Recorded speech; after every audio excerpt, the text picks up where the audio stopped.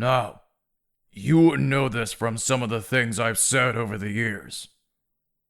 But I like people. I do. I like people. But I like them in short bursts. I don't like people for extended periods of time. I'm alright with them for, a little while. But once you get up to around a minute and a half, I gotta get the fuck out of there. My reason for this is one that you may possibly share. I have a very low tolerance level for stupid bullshit. That's all. Stupid bullshit. You know? And everyone wants to tell you their stupid bullshit. And a lot of them don't know when to stop talking. You ever run into that guy? Doesn't know when to stop talking. Just continues running at the mouth like verbal diarrhea. Don't know when the conversation is over. Stupid, trivial shit you don't care anything about. Things you're not even remotely interested in. Did I ever tell you about my mom and dad? Well, my mom and dad went on vacation down to Mammoth Cave, Kentucky. This is about 6 years ago, I think. It seemed like it was 6 years. About 6 years ago. 6 or 7, possibly 7. Could be. Yeah, somewhere in there. 6, 7. More than 6, less than 7. Let's call it 6.5. So my mom and dad went on vacation to Mammoth Cave, Kentucky. And my dad found a big rock. What he thought was a big rock, turns out it was a dinosaur turd. A petrified dinosaur turd. 27-pounder. You know, now that I think of it, it might have been 8 years ago. That would have been close to Y2K, wouldn't it? Remember Y2K? Whatever happened? Everybody's all worried about that and nothing ever happened.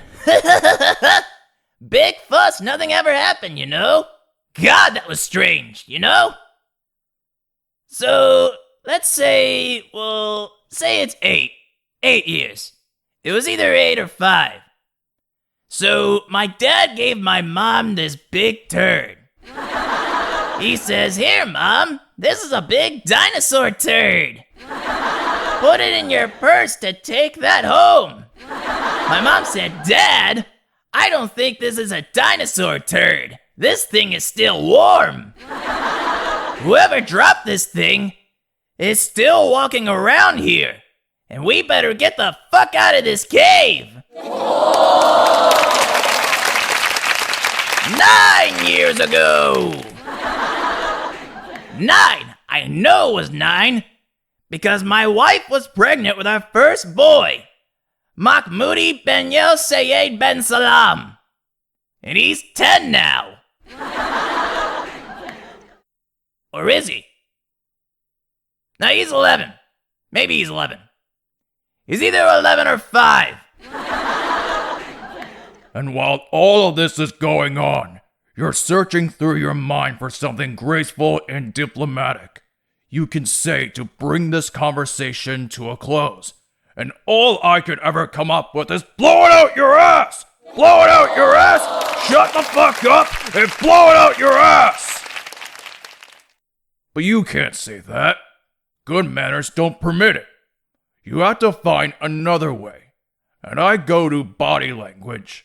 I try to use my body language to show that the conversation is over.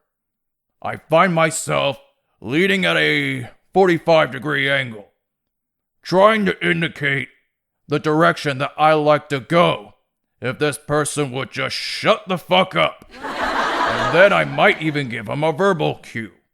Surgery. Surgery.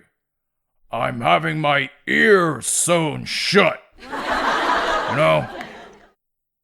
Yeah. Same with people on the phone. Same people on the phone. Don't know when to hang up. Don't know when the conversation is over. Dumb, trivial shit. dumb questions. So, what are you guys doing 5 summers from now? We haven't made any plans yet. Marge wants to go to the beach. The kids kinda like it at the lake, and I wanna go to the mountains. Grandma wants to visit her sister in Frog Balls, Arkansas. How about you? Have you made any plans yet? It's never too early to make plans. We're going to Norway in 2025. Did you know that up until the 1950s, Norway's economy was based largely on fishing? But now, thanks to improved drilling techniques and the expansion of the global economy... And once again, searching through your mind for something gentle to say. Blow it out your ass comes to mind. Or shut your fucking pie hole. Or if your friend prefers cake, you could tell him to shut your fucking cake hole. You can't say these things. And you can't use body language on the phone. Well, you could always amuse yourself with your other hand if you know what I mean. Or, if your mother's on the phone, you show your mother some respect. You put her on speakerphone. And then use both hands to amuse yourself. But that doesn't move the conversation along, right? You have to find another trick. And I go to tone of voice. Did you ever use your tone of voice to try to talk them into a soft landing? You try to coax the person toward the end. Right, okay. Okay, good. Good. Alright then. Good. Great. Okay. Okay. Right up. Fuck, there he goes again, you cocksucker!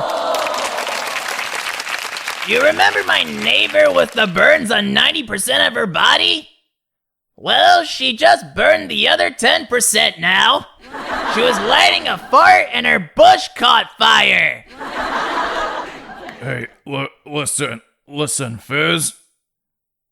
Look, I hate to be rude, but I just took a 3.5-hour shit, and I am bleeding from the asshole. Oh no, I don't have any mercurochrome. Yes. Yeah, I'll put a Snoopy Band-Aid on it. Thank you. Yeah, thank you. You do that for me. Yeah, say a prayer for my asshole. Thank you very much. You have to resort to these tactics because many people don't know. They don't understand what a phone call should be or what a phone call is. Ideally, a phone call is a brief exchange of a few pieces of vital information. For example, this is a phone call. Hey Steve, what time is the circle jerk start tonight? 10 o'clock? Okay. Listen, I'm going to be a little late. You'll have to start without me. Oh, don't worry, I'll catch up. I'm eating a whole bunch of oysters and watching a horny movie. It's called Tarzan Fucks a Zebra. Starring Russell Crowe. Well, it's kind of a fantasy. Right now, Renee Zwiggler is blowing a unicorn. Now that is a phone call. It should not be a 2.5-hour harangue of your third cousin describing her mailman's liposuction. God, people are fucking boring. People are just fucking boring.